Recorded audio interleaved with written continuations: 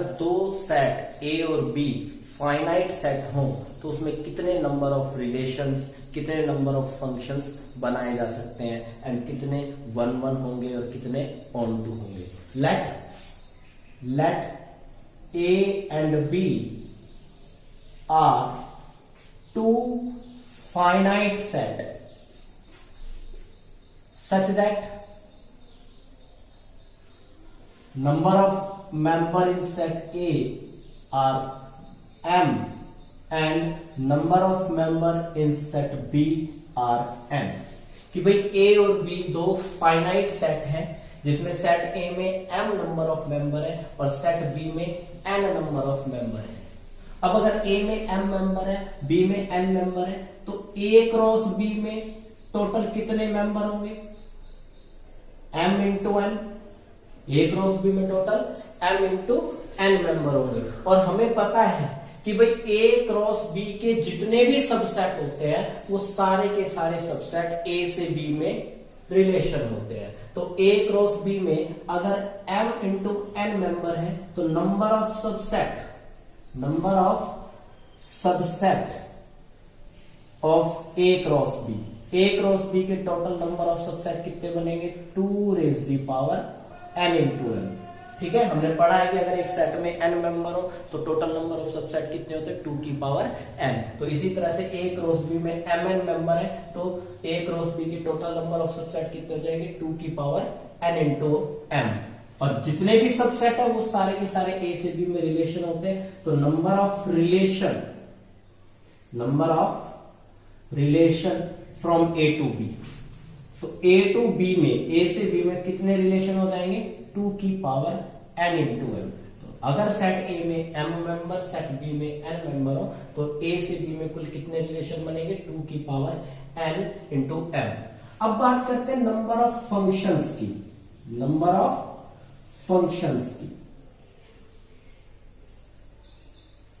तो हमें पता है कि फंक्शन क्या होता है कि भी जैसे सेट A है और ये सेट B है, तो सेट A में जितने भी मेंबर हैं सबकी एक यूनिक इमेज होनी चाहिए, सभी की एक यूनिक इमेज होनी चाहिए। अब मान लीजिए इसमें m नंबर ऑफ मेंबर है और इसमें n नंबर ऑफ मेंबर है, तो इसका जो फर्स्ट मेंबर है वो इसमें से किसी भी मेंबर के साथ मैपिंग कर सकता है, n के n मेंबर्स के साथ मैपिंग कर सकता है। तो n में से हम फर्स्ट मेंबर की मैपिंग कर सकते हैं। इसी तरह से इसका जो दूसरा मेंबर होगा वो भी किसी भी एक मेंबर के साथ मैपिंग कर सकता है। तो इस जो सेकंड मेंबर है उसको भी हम n वे से मैप कर सकते हैं। इसी तरह से जो इसका थर्ड मेंबर है वो भी किसी एक मेंबर के साथ, कोई भी होगा किसी भी एक मेंबर के साथ मैप कर सकते हैं। तो थर्ड मेंबर भी n वे से मैप किया जा सकता है और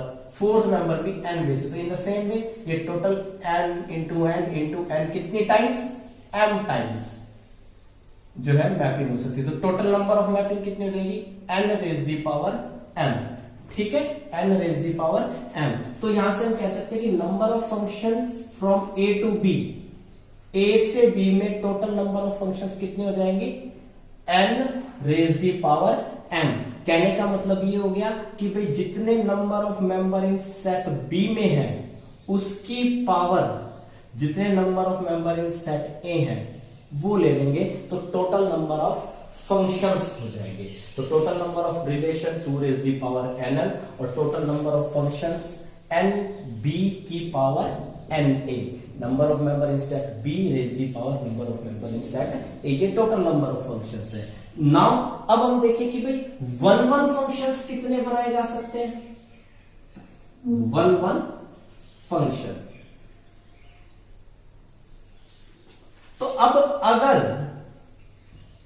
m जो है वो अगर ग्रेटर है n से, यानी कि सेट A में जो नंबर ऑफ मेंबर है वो सेट B के नंबर ऑफ मेंबर से ज्यादा है, तो आप इसमें कोई भी 1 फंक्शन कंस्ट्रक्ट नहीं कर सकते हो। कोई भी 1 फंक्शन कंस्ट्रक्ट नहीं कर सकते हो। क्यों? क्योंकि अगर आपने सेट A में ज्यादा मेंबर ले लिए, जैसे मान लीजिए इसमें आपने 1 2 3 4 मेंबर ले लिए और इसमें आपने 1 2 3 3 मेंबर ले लिए। अब आप यहां से इसमें वन वन फंक्शन कंस्ट्रक्ट करना चाहते हैं, तो वन वन फंक्शन का मतलब होता है कि हर डिफरेंट एलिमेंट की इमेज डिफरेंट कंस्ट्रक्ट करोगे। अब वन की इमेज वन, अब टू की इमेज तो आप इनमें से दो और तीन में से कोई एक लोगे, ये ले लोगे, थ्री की इमेज ये ले लोगे, तो यहां पर एक मेंबर तो एक्स्ट्रा बच ही जाएगा ना, जिसकी कोई इमेज नहीं बनेगी। अब आपको 4 की इमेज या तो 3 बनानी पड़ेगी, या 2 बनानी पड़ेगी, या 1 बनानी पड़ेगी, और आपने अगर इसमें से किसी भी को भी बनाया तो ये मैनी वन फंक्शन हो जाएगा। क्या हो जाएगा? मैनी वन फंक्शन हो जाएगा। तो कहने का मतलब ये है कि अगर सेट ए में ज्यादा नंबर ऑफ मेंबर है तो आप वन वन फंक्शन कंस्ट्रक्ट ही नहीं कर सकते हैं। लेकिन अगर m n या n से लेस हो तो कितने वन वन फंक्शन बनाए जा सकते हैं, तो अब वो देखेंगे। जैसे मान लीजिए सेट ए में m मेंबर है 1 2 3 4 5 एंड सो ऑन, और सेट बी में n मेंबर है, तो आप जब पहले वाले मेंबर को मैप करोगे तो n में से कोई भी एक वे से जो है आप इसको अरेंज कर सकते हैं, ठीक है। लेकिन जब आप दूसरे मेंबर को मैप करोगे तो जो आपने पहले वालों को जिसकी मैपिंग दी है, जैसे आपने पहले वाले को इसकी मैपिंग दी है, तो दूसरे वाले मेंबर को आप ये मैपिंग नहीं देंगे, क्योंकि अगर ये मैपिंग दे देंगे तो दो डिफरेंट एलिमेंट की इमेज सेम हो जाएगी, मैनी वन हो जाएगा। आप दूसरे वाले मेंबर को बाकी के जो n-1 मेंबर्स हैं उनमें से किसी एक को मैपिंग देंगे n-1, और जो तीसरा वाला मेंबर है उसको, अब जो दो डिफरेंट मेंबर्स की इमेजेस दे दी आपने, तो बाकी जो तीसरा वाला मेंबर है उसको जो बचे हुए n-2 मेंबर है उनके साथ अरेंज करेंगे। तीसरे वाले मेंबर को, चौथे वाले मेंबर को n-3 वे से, एंड सो ऑन। ये इस तरह से प्रोसेस चलता चला जाएगा। अब इसमें m मेंबर है तो ये कितने जाएंगे? n माइनस में m-1 बेस। क्लियर?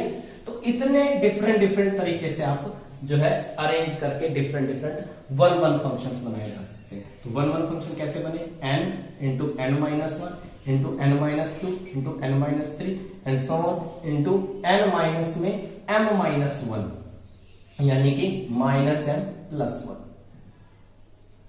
ठीक है। अब अगर मैं इसको n-m, n-m-1, n-m-2 and so on 3 2 1 से मल्टीप्लाई करूं और इसी से डिवाइड करूं n-m, n-m-1, n-m-2 and so on 3 2 1 से, तो ये ऊपर तो क्या बन जाएगा? फैक्टोरियल n, और नीचे क्या बच जाएगा? Factorial n-m। तो इसका मतलब ये, इसको हम कैसे लिखते हैं? ये एक परम्यूटेशन है n-p-m, कि भाई n में से m मेंबर एट ए टाइम लेकर के अरेंज करना। तो अगर m लेस देन और इक्वल टू n है तो टोटल वन वन फंक्शन कितने हो जाएंगे? n-p-m, यानी कि number of member in set b p number of member in set a, ये total number of one one function हो जाएंगे।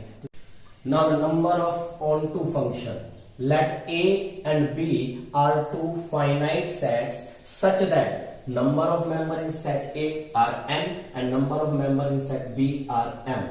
If m is greater than n, then number of onto functions are 0. यदि set B में जो number of member है वो set A के number of member से ज्यादा है तो कोई भी ऑनटू फंक्शन कंस्ट्रक्ट नहीं हो सकता है।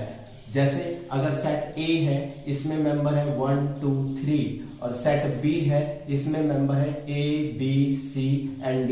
अब यहां पर सेट B में जो नंबर ऑफ मेंबर है वो सेट A के नंबर ऑफ मेंबर से ग्रेटर है। तो अगर मैं सेट A के हर एलिमेंट की इमेज डिफरेंट भी दिखाऊं, सभी एलिमेंट की इमेज डिफरेंट भी दिखाऊं, तो भी सेट बी में कम से कम एक एक्स्ट्रा मेंबर ऐसा बच जाएगा जिसकी कोई प्री इमेज सेट ए में नहीं आएगी, और ये जो है एक इनटू फंक्शन हो जाएगा।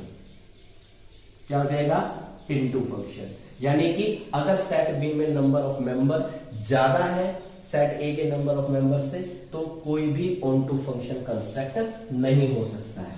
If m is less than और इक्वल टू n, अगर m की जो वैल्यू है वो n की वैल्यू से कम या उसके बराबर है, तभी हम ऑन टू फंक्शन कंस्ट्रक्ट कर सकते हैं। तो अब ऑन टू फंक्शन किस तरह से फाइंड आउट करेंगे उसको समझने से पहले हम जो है mutually exclusive and inclusive principle को समझेंगे। म्यूचुअली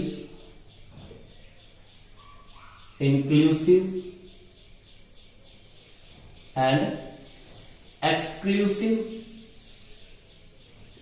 प्रिंसिपल, इसको पहले हम समझते हैं।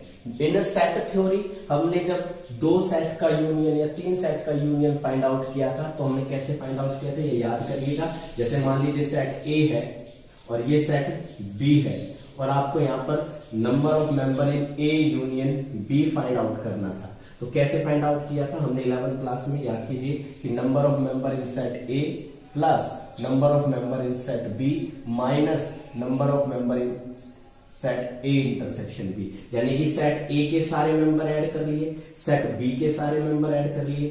अब ये जो पोर्शन है ए इंटरसेक्शन बी का जो पोर्शन है, ये वाला जब हमने सेट ए ऐड किया सेट बी ऐड किया, दोनों बार ऐड हो गया, तो इसलिए हमने इस बार इसको एक बार सबट्रैक्ट कर दिया। तो कहने का मतलब ये है कि ये इंक्लूसिव पोर्शन है। क्या है? Inclusive portion. और ये जो है वो क्या है? एक्सक्लूसिव पोर्शन है। ठीक है। इसी तरह से अगर आपके पास तीन सेट है, set A, set B and set C, तीन सेट है, और आपको A union B union C find out करना है, तो आप कैसे फाइंड आउट करते हैं? Number of member in A plus number of member in B plus number of member in C minus number of member in A intersection B, number of member in B intersection C minus number of member in C intersection A, and then plus number of member in A intersection B intersection C. तो यहां हमने क्या किया कि set ए के सारे member, set B के सारे मेंबर और सेट सी के सारे मेंबर ऐड किए पहले। तो फिर उसके बाद ये पोर्शन दो बार ऐड हो गया, ए का और बी का जो इंटरसेक्शन है ये वाला दो बार आ गया, जब आपने ए ऐड किया जब बी ऐड किया दो बार आ गया। इसी तरह से ये वाला पोर्शन भी दो बार ऐड हो गया, जब आपने बी को ऐड किया और सी को ऐड किया दोनों बार ये आ गया। और ये जब आपने ए को ऐड किया और सी को ऐड किया तो ये वाला पोर्शन भी दो बार आ गया। तो इसलिए हमने इसको दोनों के इंटरसेक्शन दो सेट्स के इंटरसेक्शन को सबट्रैक्ट किया। एंड द सेम वे जो तीनों का इंटरसेक्शन है, ये जो पोर्शन है, जब आपने ए ऐड किया बी ऐड किया सी ऐड किया तीन बार ऐड हो गया। जब आपने ए इंटरसेक्शन बी घटाया, बी इंटरसेक्शन सी घटाया, सी इंटरसेक्शन ए घटाया, तीन ही बार सबट्रैक्ट हो गया। तो अल्टीमेटली ये वाला पोर्शन एक भी बार नहीं आया, तो इसको हमने एक बार ऐड किया। तो इस तरह से हम A union B union C निकालते हैं। तो अब इसमें ये जो पोर्शन है ये ऐड हो रहा है, ये इंक्लूसिव पोर्शन हो गया, ये सबट्रैक्ट हो रहे दो के इंटरसेक्शन, तो ये एक्सक्लूसिव पोर्शन हो गया, और ये तीनों का इंटरसेक्शन फिर ऐड हो गया, तो ये इंक्लूसिव पोर्शन हो गया। तो ये इसी तरह से चलता है, इंक्लूसिव एक्सक्लूसिव इंक्लूसिव एक्सक्लूसिव। इसी तरह से अगर चार सेट है और उनका यूनियन निकालना है, तो पहले चारों सेट्स के मेंबर को ऐड करेंगे, फिर दो के इंटरसेक्शंस को सबट्रैक्ट करेंगे, फिर तीन सेट्स के इंटरसेक्शन को ऐड करेंगे, और फिर चारों सेट्स के इंटरसेक्शन को सबट्रैक्ट करेंगे। तो ये जो प्रिंसिपल है ये इंक्लूसिव एंड एक्सक्लूसिव प्रिंसिपल होता है। तो अब इसका यूज हम किस तरह से यहां पर करेंगे वो आप समझने की बात है। जैसे मान लीजिए सेट ए में मान लीजिए 5 मेंबर है, एंड सेट बी में मान लीजिए 3 मेंबर है, और हमारे को यहां पर टोटल जो है number of onto functions find out करने हैं। तो सबसे पहले तो टोटल नंबर ऑफ फंक्शन कितने बनेंगे? Total number of functions set ए से सेट बी में टोटल नंबर ऑफ फंक्शंस कितने बनेंगे? 3 रेज़ दी पावर 5, जो कि अभी हमने पढ़ा है कि जैसे सेट ए में 5 मेंबर और सेट बी में 3 मेंबर है, तो 1 की इमेज इन तीनों में से कोई भी एक हो सकती है, तो 3 वेज। 2 की इमेज भी इन तीनों में से कोई भी एक हो सकती है, 3 वेज। 3 की इमेज भी तीनों में से कोई भी हो सकती है, 3 वेज। 4 की इमेज भी तीनों में से कोई भी हो सकती है, 3 वेज। और 5 की इमेज भी तीनों में से कोई भी एक हो सकती है, तो 3 वेज। तो हर एक मेंबर 3 वेज से जो है अरेंज होगा, तो टोटल नंबर ऑफ अरेंजमेंट कितने बन जाएंगे? 3 रेज़ की पावर 5। तो ये टोटल नंबर ऑफ फंक्शंस है। अब इसमें जो है ऑन टू फंक्शंस भी हैं और इन टू फंक्शंस भी हैं। ये टोटल फंक्शंस है जिसमें सारे ऑन टू फंक्शन और प्लस सारे इन टू फंक्शंस आ गए। अब देखना यह है कि मुझे तो onto functions find out करने हैं, तो अगर मैं इसमें से total number of into function subtract कर दूं तो ऑन टू फंक्शंस आ जाएंगे। तो अब मुझे यहां से इनटू फंक्शंस फाइंड आउट करने हैं। तो इनटू फंक्शन फाइंड आउट करने के लिए हम क्या करेंगे वो देखिएगा। तो इनटू फंक्शन क्या होते हैं? इनटू फंक्शन क्या होते हैं कि भाई सेट बी में कम से कम एक ऐसा मेंबर होना चाहिए जिसकी प्री इमेज सेट ए में ना हो, कि सेट बी में कोई ना कोई एक ऐसा मेंबर, एक या एक से ज्यादा ऐसे मेंबर हो जिसकी कोई प्री इमेज सेट ए में ना हो। तो हम ऐसा करते हैं कि मान लेता हूं कि मैंने इसमें से किसी एक मेंबर को एक्सक्लूड किया। हो सकता है कि 1 एक्सक्लूड हो सकता है कि 2 एक्सक्लूड हो सकता है 3 एक्सक्लूड हो, यानी कि तीनों में से कोई एक एक्सक्लूड होगा, या फिर तीन में से कोई 2 मेंबर एक्सक्लूड होंगे। तो मैं मान लेता हूं कि यहां पर B1, B2 एंड B3 तीन सेट है, जिसमें B1 हो गया कि भाई इसमें से जो है 1 को एक्सक्लूड किया जा रहा है, B2 हो गया कि भाई मान लीजिए 2 को एक्सक्लूड किया जा रहा है, और B3 हो गया कि मान लीजिए 3 को एक्सक्लूड किया जा रहा है। तो यहां पर इन तीनों में से कम एक मेंबर ऐसा होना चाहिए जो किसी से भी रिलेट, जिसकी कोई भी प्री इमेज ना हो, यानी कि at least one of them is excluded, कि भी कम से कम एक जो है इसमें से एक्सक्लूड होना चाहिए। या तो B1 एक्सक्लूड हो यानी कि 1 की कोई प्री इमेज ना हो, या फिर 2 एक्सक्लूड हो यानी कि 2 की कोई प्री इमेज ना हो, या फिर 3 एक्सक्लूड हो यानी कि 3 की कोई प्री इमेज ना हो। तो यहां पर आपको एटलीस्ट वन ऑफ देम के लिए हमें क्या फाइंड आउट करना पड़ेगा? B1 union B2 union B3, और जो कि क्या होगा, किसके बराबर होगा? पहले तो हम सारे एक एलिमेंट के B1 plus B2 plus B3 करेंगे, फिर उसमें से हम क्या सब्ट्रैक्ट करेंगे? दो के इंटरसेक्शन, B1 इंटरसेक्शन B2 या B2 इंटरसेक्शन B3 या B3 इंटरसेक्शन B1, और फिर तीनों का इंटरसेक्शन ऐड करेंगे, B1 intersection B2 intersection B3। ठीक है, तो अब यहां कोई एक एक्सक्लूड हो, तो कोई एक एक्सक्लूड होने का मतलब जैसे मान लीजिए 1 एक्सक्लूड है। अब अगर मैं 1 को एक्सक्लूड करूं तो टोटल नंबर ऑफ फंक्शन कितने हो जाएंगे? कि भाई मैंने 1 को एक्सक्लूड किया तो ये पांचों मेंबर इन 2 में से किसी एक से या 2 से रिलेट करेंगे, यानी कि टोटल नंबर ऑफ फंक्शन यहां पर कितने बन जाएंगे? 1 की भी 2 बेस से कोई भी इमेज बनेगी, 2 की भी कोई 2 बेस से कोई इमेज बनेगी, 3 की भी कोई 2 बेस से इमेज बनेगी, 4 की भी 2 बेस से 3, यानी कि 2 रेज़ द पावर 5। क्लियर? अब हो सकता है कि 1 एक्सक्लूड हो या 2 एक्सक्लूड हो या 3 एक्सक्लूड, किसी एक को एक्सक्लूड करना है, यानी कि हम इन तीनों में से कोई एक सेलेक्ट करेंगे, और तीनों में से कोई एक सेलेक्ट करेंगे तो तीनों में से एक को सेलेक्ट करने के का बेस क्या होता है? 3C1, 3 में से कोई एक। क्लियर? कि भाई B1 को एक्सक्लूड किया, इन पांचों को इन 2 में से किसी से रिलेट किया, ऐसे 2 को एक्सक्लूड किया, फिर फंक्शंस बनाए, फिर 3 को एक्सक्लूड किया, फिर फंक्शन बनाए, तो टोटल नंबर ऑफ फंक्शंस कितने बनेंगे? 3C1 into 2। ये समेशन ऑफ B1 हो गया, यानी कि B1 आइदर B1 एक्सक्लूड और B2 एक्सक्लूड और B3। अब 2 को एक्सक्लूड करेंगे, हो सकता है ये 2 एक्सक्लूड किए जाए, या हो सकता है ये 2 एक्सक्लूड किए जाए, या हो सकता है ये 2 एक्सक्लूड किए जाए, या तो 1 2 एक्सक्लूड हो, या 2 3 एक्सक्लूड हो, या 1 3 एक्सक्लूड हो। यानी कि हम सिलेक्शंस करेंगे कि 3 में से कोई 2 एक्सक्लूड की, 3C2। और अब मान लीजिए 3 में से किसी 2 को एक्सक्लूड करेंगे तो टोटल फंक्शंस कितने बनेंगे? अब मान लीजिए ये दोनों एक्सक्लूड हो गए तो सारे के सारे मेंबर 1 भी 3 से रिलेट करेगा, 2 भी, 3 भी, 4 भी, 5 भी, सारे के सारे 3 से रिलेट करेंगे, यानी कि 1 बेस से फंक्शन बनेगा, यानी कि 1 बेस से, यानी कि 1 रेज़ द पावर 5।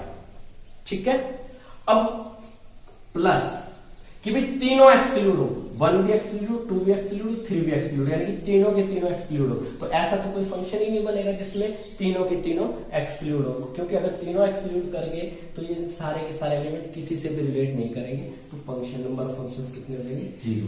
तो ये total number of into functions आपके पास आ जाएंगे। ठीक है, क्या आ जाएंगे? Total number of into function. 3c1 कितना होता है? 3, 2 रेज द पावर 5 32, 3c2 कितना होता है? 3 इंटू में 1 रेज द पावर 5 1, तो ये हो जाएगा 3 दूनी 6, 3 3 9 -3, यानी कि 93। तो 93 जो है वो टोटल जो है इनटू फंक्शन आ जाएंगे। तो टोटल नंबर ऑफ फंक्शन कितने हो गए? Total number of onto function कितने हो गए? 3 रेज द पावर 5 माइनस में ये सारे क्या हो गए? 93। 3 रेज द पावर 5 कितना होता है? 3 3 9 9 27 81 243 माइनस 993, ये आ जाएगा 051 150। तो total number of into function जो है वो 150 हो जाएंगे। अब इसी कॉन्सेप्ट को हम जनरलाइज करेंगे कि भाई जैसे सेट ए में n मेंबर है और सेट बी में m मेंबर है और m जो है वो लेस देन और इक्वल टू n है, तो टोटल जो है इन ऑन टू फंक्शन कितने बनेंगे? तो सबसे पहले तो टोटल फंक्शंस कितने हो गए? m raise the power n। अब इसमें से हमारे को क्या करने हैं? इनटू फंक्शन सब्ट्रैक्ट करने हैं। जैसे यहां पर a1 b a2 a3 and so on n member है, यहां b1 b2 b3 and so on m member है। ठीक है, तो अब इसमें से इनटू फंक्शन सब्ट्रैक्ट करें तो इनटू फंक्शन कितने बनेंगे? इन द सेम वे कि भाई या तो इसमें से कोई एक एक्सक्लूड हो, तो एक एक्सक्लूड करके कितने फंक्शन बनेंगे? जैसे मान लीजिए मैंने b1 को एक्सक्लूड किया तो ये सारे के सारे मेंबर्स कितनों से रिलेट होंगे? ये वाला मेंबर भी m-1 बेस से रिलेट करेगा, ये वाला भी m-1 से m-1 से m-1 से, यानी कि m-1 raise the power n। अब हो सकता है b1 एक्सक्लूड हो या b2 एक्सक्लूड या b3, यानी कि हम m में से कोई एक को सिलेक्ट करेंगे, यानी कि MC1, ये तो इंक्लूजन। फिर माइनस, अब इनमें से कोई 2 एक्सक्लूड करेंगे, तो 2 एक्सक्लूड करेंगे तो MC2, इनमें से m में से कोई 2 सिलेक्ट करेंगे। अब मान लीजिए मैंने 2 को एक्सक्लूड कर दिया तो ये नंबर ऑफ फंक्शंस कितने बनेंगे? a1 भी जो है m-2 बेस से रिलेट करेगा, a2 भी m-2 बेस से, a3 भी m-2 से, यानी कि m-2 raise the power n। अब 3 वाले इंक्लूड करेंगे तो इनमें से कोई 3 सेलेक्ट करेंगे तो MC3, और अब 3 जो है वो एक्सक्लूड कर दिए तो ये सारे के सारे मेंबर कितने मेंबर से रिलेट करेंगे?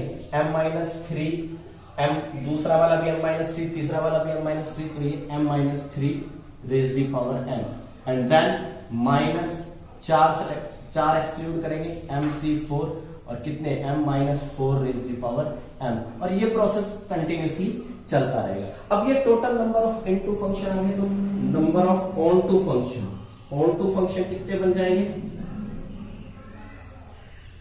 ये टोटल नंबर ऑफ फंक्शन है m raise the power n, और इसमें से जब इसको सब्ट्रैक्ट करूंगा तो ये माइनस हो जाएगा, ये प्लस हो जाएगा, ये माइनस हो जाएगा, ये प्लस हो जाएगा, एंड सो ऑन, इस तरह से चलता रहेगा। तो अब अगर आप इसको गौर से देखें तो ये क्या है? MC0 m raise the power n, फिर minus MC1 m-1 raise the power n, फिर plus MC2 m-2 raise the power n, फिर minus MC3 m-3 raise the power n, and so on. इसको अगर समराइज करूं तो क्या बन जाएगा? Summation r is equal to 0 to m, और MC r into m-1 raise m-r raise the power n into -1 raise the power r। क्योंकि एक प्लस एक माइनस, एक प्लस एक माइनस, तो -1 raise the power r into m minus r raise the power n और into में mcr। तो ये total number of onto function बन जाएंगे। तो इस तरह से हम total number of onto function find out कर सकते हैं। Now let a and b are two finite sets such that number of member in set A is equal to number of member in set B are equal to n. If f is a function from set A to B is a one-one function, then f must be an onto function. अब यहां पर जो है a और b जो है दो finite set हैं और दोनों सेट्स में इक्वल नंबर ऑफ मेंबर है। तो अब हमारे को दिखाना है कि अगर f a से b में एक वन फंक्शन हो तो वो ऑन टू भी होगा। तो यहां पर गिवन क्या है? गिवन ये है कि जो f जो फंक्शन है a से b में वो क्या है? इज वन फंक्शन, ये गिवन। ठीक है, और हमें प्रूव करना है कि अगर ये वन है तो ये ऑन टू भी होगा। तो अब हमें पता है कि मान लीजिए सेट A में n डिस्टिंक्ट मेंबर्स हैं A1, A2, A3 and so on An। ये सेट A है। और सेट B में भी n डिस्टिंक्ट एलिमेंट है B1, B2, B3 and so on Bn। अब जबकि ये जो फंक्शन है वो वन फंक्शन है, तो इसका मतलब कि हर डिफरेंट एलिमेंट की जो इमेजेस है वो डिफरेंट रहेंगी। तो every element of set A has distinct image. हर एलिमेंट की जो है वो डिस्टिंक्ट इमेज बनेगी, image in set B, in set B. कि भाई सेट ए के जितने भी डिस्टिंक्ट एलिमेंट्स हैं उन सभी की इमेजेस क्या रहेंगी? डिस्टिंक्ट रहेंगी। यानी कि यहां पर अगर मैं समझो कि भाई एफ ऑफ A1 आएगा, एफ ऑफ A2 आएगा, एफ ऑफ A3 आएगा and so on F of An आएगा, ऑल आर डिस्टिंक्ट। सारे के सारे डिस्टिंक्ट है, सारे के सारे डिफरेंट है। ठीक है, और इसमें n एलिमेंट है तो these are all n distinct element, all are n distinct element of set B. ठीक है, कि भाई A1, A2, A3 सारे के सारे डिफरेंट है, तो इनके कॉरस्पॉन्डिंग जो f of A1, f of A2, f of A3 and so on f of An भी सारे के सारे क्या रहेंगे? डिस्टिंक्ट रहेंगे, क्योंकि वन है। तो ये n डिस्टिंक्ट एलिमेंट हो गए, यानी कि n एलिमेंट हो गए डिफरेंट जो सेट B के हैं। और अब सेट B में n एलिमेंट है, ये गिवन है कि भाई and set B has n elements. Set B में भी कितने एलिमेंट्स हैं? n element. तो ये n एलिमेंट तो यही हो गए। इसका मतलब सेट B में कोई भी एक्स्ट्रा मेंबर नहीं होगा जिसकी प्रीमेज नहीं होगी। So set B has no extra member. Set B has no extra member which has pre-image, no pre-image, which has no pre-image in set A।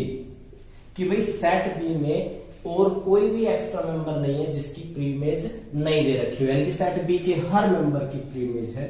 तो every element of set B, every element of set B has pre-image, so f is onto function। f जो है वो क्या रहेगा? onto function। Is that clear? एक बार फिर से देख लीजिए कि भाई सेट A में n मेंबर है, सेट B में भी n मेंबर है, दोनों में सेम नंबर ऑफ मेंबर है, और f जो है वो 1 1 फंक्शन दिया हुआ है। 1 1 फंक्शन का मतलब इन सभी एलिमेंट्स की डिफरेंट डिफरेंट इमेजेस होगी, यानी कि a1 की, a2 की, a3 की, an की, सबकी इमेजेस डिफरेंट डिफरेंट रहेंगी, यानी कि f of a1, f of a2, f of a3 and f of an, these are all different n members हो जाएंगे सेट बी के। और अब सेट बी में n ही मेंबर दे रखे हैं, n से ज्यादा मेंबर है नहीं, तो सेट बी के n मेंबर यही हो गए, इनके अलावा सेट बी में और कोई एक्स्ट्रा मेंबर है ही नहीं। तो इसका मतलब ये हो गया कि सेट बी में जितने भी मेंबर हैं सबकी प्री इमेजेस है, इसमें कोई और एक्स्ट्रा मेंबर है ही नहीं, तो ये फंक्शन क्या हो जाएगा, ऑन टू फंक्शन हो जाएगा। इन द सेम वे अगर f ए से बी में ऑन टू दिया हुआ हो, ये भी आप ये समझेंगे कि भाई if f is an onto function, if f is an onto function from a to b, then it must be a 1 1 function। अगर आपका फंक्शन a से b में ऑन टू दिया हुआ है तो वो 1 1 भी जरूर होगा। अब यहां से आप समझ सकते हैं कि जैसे सेट a है जिसमें a1, a2, a3 and so on n distinct member है, और सेट b है जिसमें b1, b2, b3 and so on bn। अब यहां f जो है वो क्या दिया हुआ है, f is onto function, f is onto function from a to b, कि भाई f जो है वो a से b में एक ऑन टू फंक्शन है। इसका मतलब ये हो गया कि सेट b के हर मेंबर की प्री इमेज है, एटलीस्ट 1 प्री इमेज है। सेट b में कोई भी ऐसा मेंबर नहीं है जिसकी प्री इमेज ना हो। अब मुझे ये दिखाना है कि ये 1 1 होगा, तो अब यहां पर आप समझ सकते हैं कि भाई b1 की प्री इमेज भी होगी, b2 की प्री इमेज भी होगी, b3 की प्री इमेज भी होगी। अब इन सब की कम से कम एक प्री इमेज तो होगी। अब मान लीजिए मैंने मान लिया कि भाई b1 की एक की बजाय दो प्री इमेज है, b1 की प्री इमेज a1 भी है और b1 की प्री इमेज a2 की, एक ही मेंबर की दो प्री इमेजेस है और बाकी सबकी प्री इमेजेस अलग अलग। अब अगर ऐसा हुआ तो इस सेट के अंदर टोटल नंबर ऑफ मेंबर कितने हो जाएंगे, n+1 मेंबर हो जाएंगे, क्योंकि भाई इस एलिमेंट की तो दो प्री इमेजेस है और बाकी सबकी एक प्री इमेज लेंगे, तो टोटल इसमें n+1 मेंबर्स हो जाएंगे। जबकि सेट ए में तो n मेंबर ही दे रखे हैं, तो इसका मतलब ये हो गया कि इसमें कोई भी मेंबर ऐसा नहीं होगा जिसकी 2 प्री इमेज हो। इसका मतलब सेट बी के हर एक मेंबर की एक प्री इमेज होगी, यानी कि सभी डिफरेंट एलिमेंट की प्री इमेजेस डिफरेंट हो जाएंगी, और ये जो फंक्शन है वो 1 1 फंक्शन हो जाएगा। ठीक है, समझ में आ गई बात कि भाई every element of set B has at least 1 preimage, कि भाई हर एक मेंबर की एक 1 प्री इमेज, कम से कम एक प्री इमेज होगी। If we consider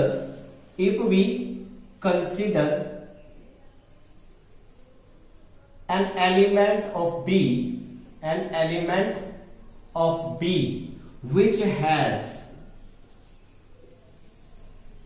2 preimage, कि भाई हमने एक ऐसा मेंबर कंसीडर कर लिया सेट बी में जिसकी दो प्री इमेज है, यानी कि मैनी वन मान लिया, 2 डिफरेंट एलिमेंट की सेम इमेज, यानी कि एक एलिमेंट की दो प्री इमेज, मैनी वन मान लिया। तो अगर ऐसा मान लिया, if we consider an element of B which has 2 preimages and all other elements are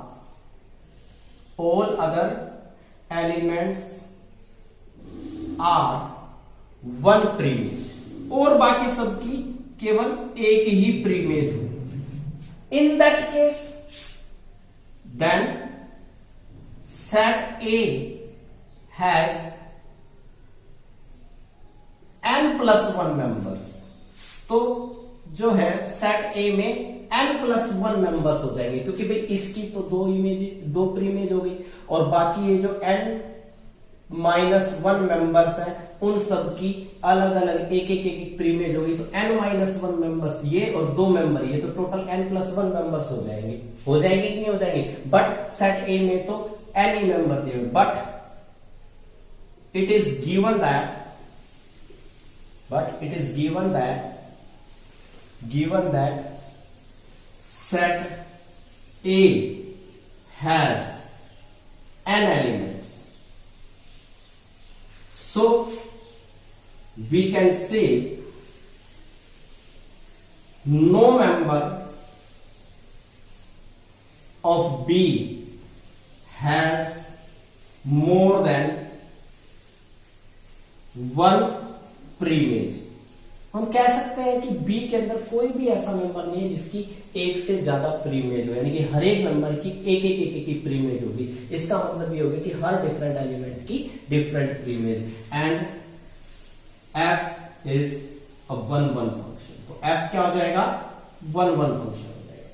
ठीक है, कहने का मतलब ये हो गया कि अगर एफ ए से बी के अंदर एक फंक्शन है, सेट ए में और सेट बी में सेम नंबर ऑफ मेंबर है, सेट ए में और सेट बी में सेम नंबर ऑफ मेंबर है, और ए से बी में एक ऐसा फंक्शन है, अगर मैं इसको 1-1 कंस्ट्रक्ट करूंगा तो ये on2 हो जाएगा, और on2 कंस्ट्रक्ट करूंगा तो 1-1 फंक्शन हो जाएगा, यानी कि बाइजेक्टिव फंक्शन हो जाएगा।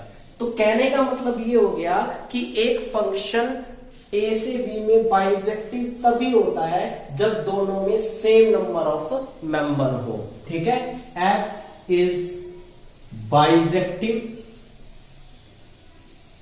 If and only if number of member in set A is equal to number of member in set B. अगर सेट ए में और सेट बी में सेम नंबर ऑफ एलिमेंट हो तभी एफ बाइजेक्टिव हो सकता है। क्यों? अगर इसमें ज्यादा मेंबर होंगे तो फिर अगर आप 1-1 कंस्ट्रक्ट करेंगे तो ये n2 बन जाएगा, क्योंकि एक एक्स्ट्रा मेंबर बन जाएगा, और अगर इसमें ज्यादा मेंबर होंगे तो आप मैनी-1 जो है on2 कंस्ट्रक्ट करेंगे तो ये मैनी-1 हो जाएगा, क्योंकि अगर इसमें ज्यादा मेंबर है तो कोई 2 डिफरेंट एलिमेंट की प्रीमेज आपको सेम रखनी पड़ेगी, इन दैट केस वो मैनी-1 बन जाएगा। तो कहने का मतलब ये है कि f जो है बाइजेक्टिव तभी होगा जब सेट ए में और सेट बी में सेम नंबर ऑफ जो है मेंबर हो। और कितने बाइजेक्टिव फंक्शन बनेंगे इस केस में? नंबर ऑफ बाइजेक्टिव फंक्शन कितने बनेंगे?